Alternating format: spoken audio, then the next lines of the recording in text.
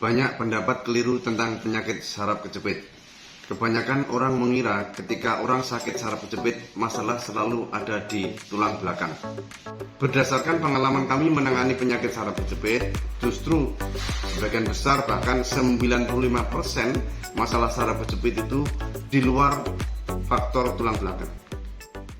Dan ini contoh-contoh video testimoni pasien yang mana dia sudah dioperasi tetapi masih tidak sembuh. Saraf kejepit ini sudah berapa tahun? Operasi dua kali ini sudah. Operasi 2 kali. Memang nggak bisa dioperasi di sini. Nah ini.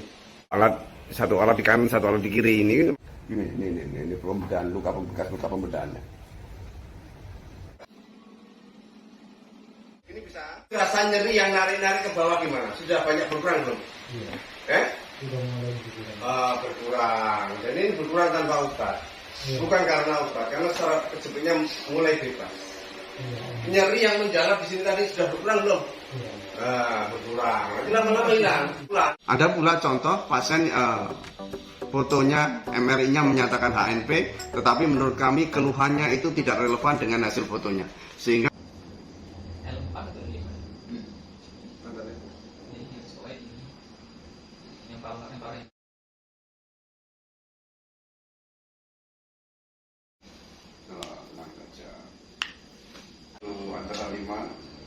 5 dan langsung 1 penyempitan jangka, penyempitan berat spinal kanan.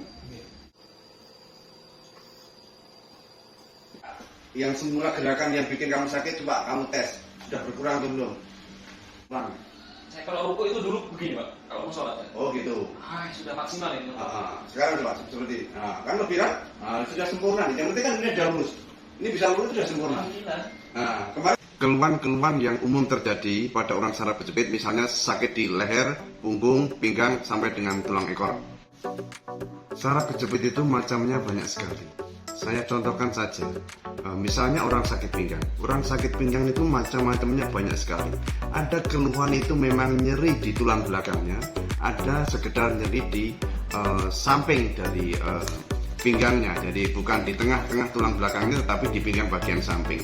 Dan itu pun macamnya banyak sekali. Ada yang hanya sekedar sakit pinggang, ada sakit pinggang disertai bokong, dan kemudian ada lagi yang sakit pinggang itu menjalar sampai ke kakinya, di betis, bahkan sampai di telapak kaki.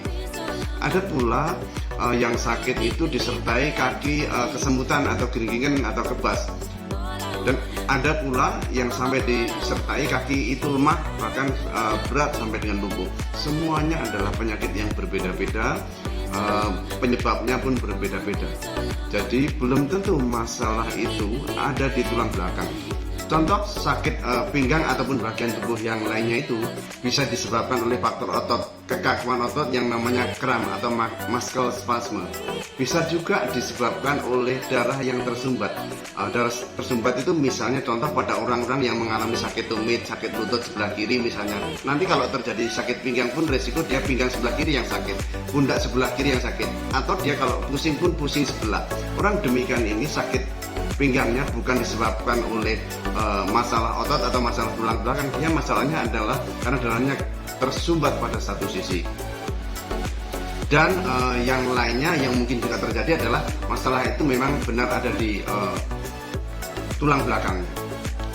Masalah-masalah di otot, pinggang, pundak, leher, kemudian paha, kaki seringkali tidak terdeteksi ketika di foto MRI misalnya, tidak ditemukan. Karena apa? Yang dibidik adalah tulang belakangnya, sehingga ketika itu dibaca nanti menemukan masalah-masalah tulang belakang.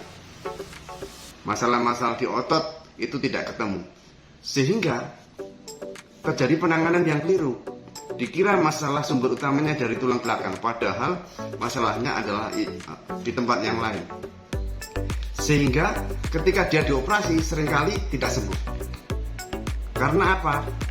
Ada masalah-masalah yang tidak bisa disembuhkan lewat operasi. Misalnya terjadi kram otot, kaku otot, dia tidak bisa dengan cara operasi, kecuali adalah dengan cara pemijatan dan stretching yang benar. Ketika terjadi darah tersumbat, dia juga tidak mungkin bisa sembuh dengan cara pemijatan ataupun operasi. Dia butuh darahnya dilancarkan, ya, dengan cara terapi membuang darah kotor, gerakan-gerakan memompa melancarkan darah, maka penyakitnya akan sembuh. Karena itu pula, maka penanganan saraf kejepit itu berbeda-beda tergantung penyebabnya. Sehingga cara yang menurut kami kurang benar adalah pasien tiba-tiba dioperasi, ya, padahal penyebabnya adalah bukan dari tulang belakang, sehingga setelah operasi tidak sembuh. Sekarang harusnya dibalik, jangan operasi dulu, uraikan dulu, selesaikan faktor ototnya yang bermasalah, yang kaku kram, kendorkan dulu, diterapi dulu, darah yang kurang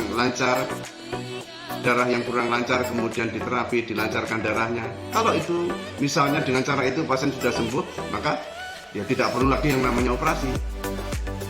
Jangan kebalik, pasien dioperasi dulu, baru kalau sudah tidak sembuh, ya baru diterapi. Ya, yang rugi adalah pasiennya sendiri, sudah biayanya besar, ratusan juta, pasiennya tidak sembuh, ya, malah akhirnya mencari alternatif.